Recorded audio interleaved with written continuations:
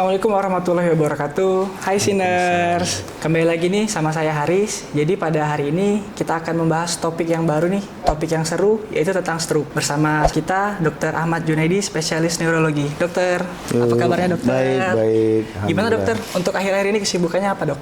Pasca Lebaran ya tentu kita beraktivitas seperti biasa. Jadi visit pasien, melakukan pemeriksaan pasien-pasien di poliklinik, ya seperti biasa lah kegiatan rutin yang biasa kita kerjakan. Gini dok, jadi kan kita mungkin dalam suasana Lebaran nih. Ya pas Lebaran tuh banyak lah yang bilang kayak kamu jangan marah-marah terus nih, nanti kena stroke.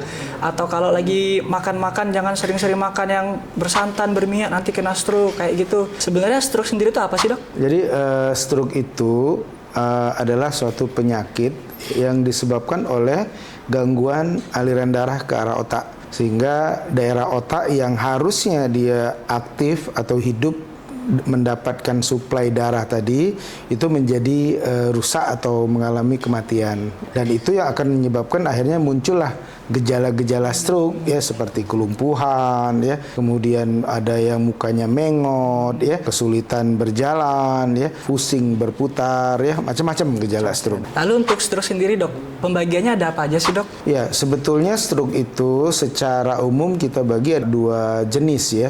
Pertama, gangguan suplai darah itu terganggu karena adanya sumbatan pada pembuluh darah di otak, sehingga darah yang ngalir dari jantung ke arah otak itu menjadi kurang. Yang kedua, biasanya karena ada pembuluh darah di otak yang pecah.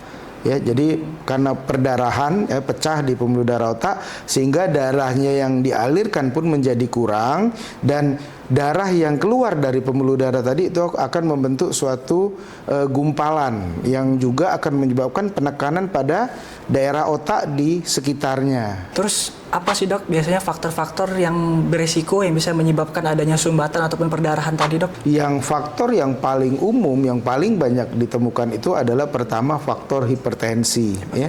Jadi tekanan darah tinggi ya.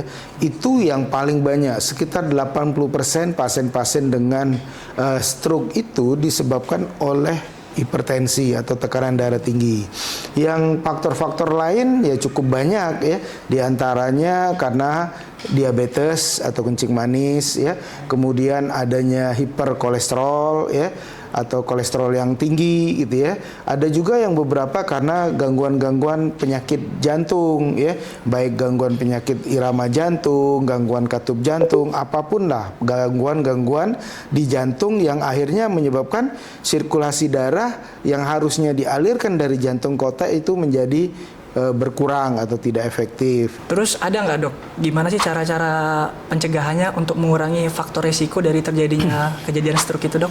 Untuk kejadian stroke ini sebetulnya yang paling penting adalah pertama kita melakukan kontrol terhadap faktor-faktor risiko tadi. Ya, jadi harus diidentifikasi atau diketahui dulu.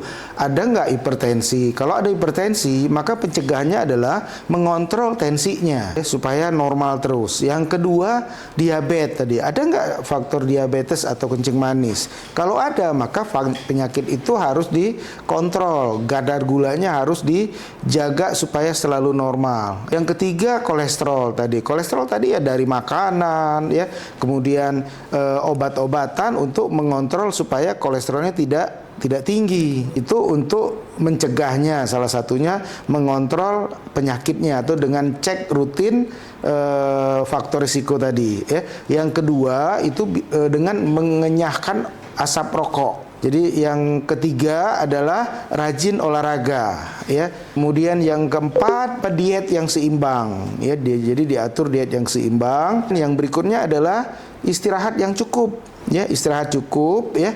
Yang terakhir itu harus bisa mengelola stres ya. Yang beberapa hal saya jelaskan tadi di Kementerian Kesehatan itu kita kenal dengan istilahnya cerdik. Ya, jadi CERDIK tadi ya. Jadi untuk melakukan MCU stroke sendiri di rumah sakit kita ini sudah bisa ya dokter? Oh iya, udah di kita udah ada program khusus untuk MCU stroke ini ya. Dan artinya pasien atau orang-orang yang beresiko tadi untuk stroke tadi itu bisa melakukan medical check up di rumah sakit kita, sehingga kita bisa membantu untuk mendeteksi tadi ya seberapa besar resikonya, dan tentu kita akan lakukan edukasi untuk mengontrol faktor risiko tersebut agar resiko struknya bisa ditekan. Lalu untuk melakukan medical check up stroke sendiri dok, apa sih dok yang biasanya dilakukan itu dok, pemeriksaannya dok?